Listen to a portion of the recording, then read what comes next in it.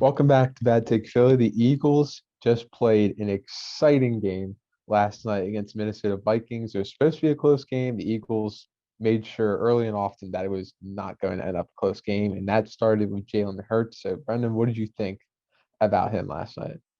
Yeah, the game was exciting, like you said, very reminiscent of the Super Bowl run, the Vikings NFC championship game. Hurts looked great. He had maybe one or two bad passes the entire game. Uh, he had an 84% completion percentage, 109 passer rating. He had a long touchdown to Quez Watkins throwing the ball. Um, and he had a lot of rushes, obviously. He had one, I think it was a 26-yard touchdown run in the second quarter where he just dragged like three defenders. He just floated in the end zone like Jesus.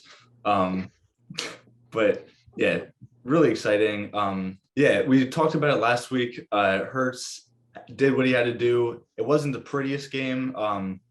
He didn't pass the ball all that well, but he did what he had to do in Detroit. But this week, he just looked incredible. He looked like a top quarterback in the league. Obviously, we got to see some more of that before we expect that from every game. It was his first 300-yard passing game, but it's her season. It's exciting. Uh, what did you think, Dakota?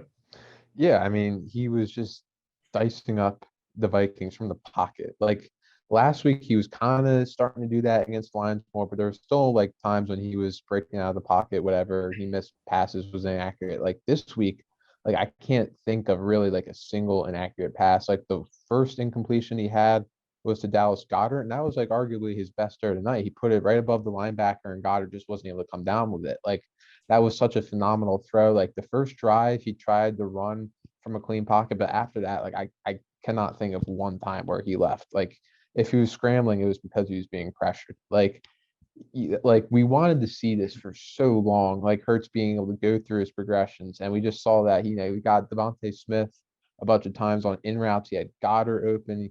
He was getting at the Quez more. Quez, and I don't think he had like a target last week. AJ Brown, of course, still involved. He was dumping it off to Kenny Gainwell. He was just making the right decision every single time. Like, and it's all like we were unstoppable that first half. And one thing, like that last drive on the first half, I wanted Sirianni to be more aggressive because Minnesota hadn't showed at all that they could have stopped us. And we still had three timeouts. We had a minute, and we kind of half were like, okay, we'll try and go for it. Half like we're gonna be conservative here, and then it ended up like we got all the way down to like the 25-yard line. Like imagine if we had gone for it right from the beginning of that drive. Like we easily could have scored. There was just no answer to Jalen Hurts tonight. And like what you talked about with that run, he like they showed on the broadcast him squatting 600 pounds, which is just insane from a quarterback. Like the legs running aspect part of it just makes him so much harder to stop. Like everything can be covered, and then all of a sudden he takes off into first down. That's just so demoralizing for a defense. Like I can't think of a better game that he's played in his career. That was easily the most well-rounded that he's ever been. The accuracy, decision making, not breaking from clean pockets, and then the running still, he still had two rushing touchdowns. Like it was, yeah, it was his best game ever. And it really shows like the amount of development that's been put in the offseason. It shows that he wants to work hard. It shows that Sirianni, Shane Steichen, everyone that's involved in that are also doing their job. So it's just so great to see like this week two performance of him. I was so happy with it. Yeah, yeah, absolutely. Another thing, like we talked about Hurts, being composed, being calm no matter what, even when he faces some adversity in games. But this was, again, like you said, the best game we've ever seen him play of his career. And he doesn't get excited. He doesn't like go overboard. Like when we're up three possessions or he's like making insane plays, he just sits there with his arm crossed as a celebration. And I know like I might be looking into it a little bit too much, but like a lot of guys would run down the field and get all pumped up, and the next drive they come out trying to make insane throws and get all excited. But he just looks so composed no matter what. And when he's up in games, when he's down in games, if it's a close game, he just looks calm. And I think that like the offseason work, obviously his just mentality goes into it a lot with him staying in the pocket more. Like you said, he's finally, going through his progressions. He's hitting Sanders, he's hitting Gainwell out of the backfield. If there's no one open, he's not forcing anything. He's throwing the ball away if he has to. He just looks really, really good. Yeah. Good. No, I was just gonna say like that celebration from him. That was just kind of like, yeah, I expect to do this. Like you guys think I can't do this, and like I can do that. Like it's Yeah. just like a quiet confidence from him. Yeah. And on that play, Quez, huge touchdown. And like you said, Quez didn't have a reception or a target last week. And we didn't have a 100-yard receiver. And that might be looked at as like a bad thing, but I think it's a good thing because we Hurts spread the ball a lot last week. AJ Brown dominated. He had 155 receiving yards. And this week he had 70 and he didn't have a touchdown.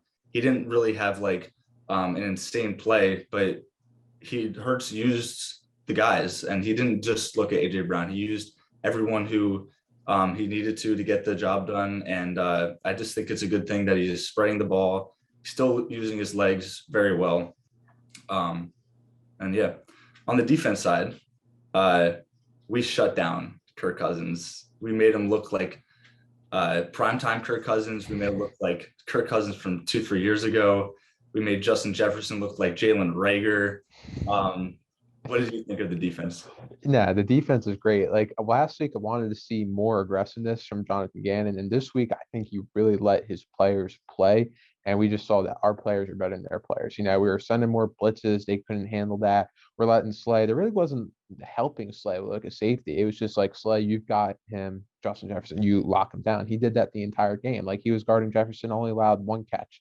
He had two picks. Like what I saw is that we were getting pressure to Cousins, and Cousins is like, all right, I need to get the ball out. Where's Jefferson? That's my guy. Serves it up, and he's getting like Slay was just playing lockdown the entire time. So he had two picks. He could have had more than two picks. He dropped a couple there. Avonte Maddox too. That one play that was beautiful in that interception. You know, like the kind of the flag route and then the hitch, and he kind of gave up the hitch and then came back, picked off the flag route. That was beautiful to see. TJ Edwards too in pass defense on Dalvin Cook. He was right there, like on the dump offs. Like Dalvin Cook wasn't getting much off of that. Like he was just, it was so great from all aspects of the defense, especially Gannon. It was very impressive, Gannon. Yeah. Yeah. Last week, the story was kind of all the new guys kind of helped win that game. On the defensive side, we had Bradbury with the touchdown, but this week, our veterans got the job done. Like you said, Slay, Maddox, TJ Edwards once again had a good game. I think he led the team in tackles and was a big part of limiting Cook to 17 rushing yards, which is just insane. Since 2017, I think he has the second or third most yards from scrimmage, and we held him to 17 yards rushing, which is just incredible, especially with Swift tearing us up last week, because that was one of the question marks and one of the concerns that we had from last week. Tackling looked great. Again, Gannon brought a lot of pressure.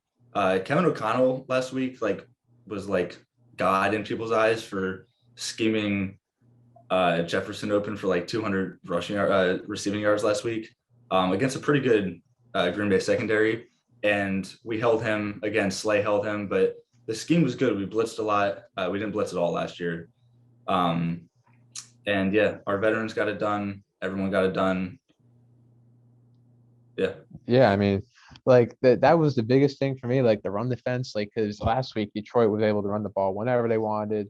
They got a ton of yards, and this week, like 17 rushing yards from Dalvin Cook, one of the best running backs in the league. He got absolutely nothing.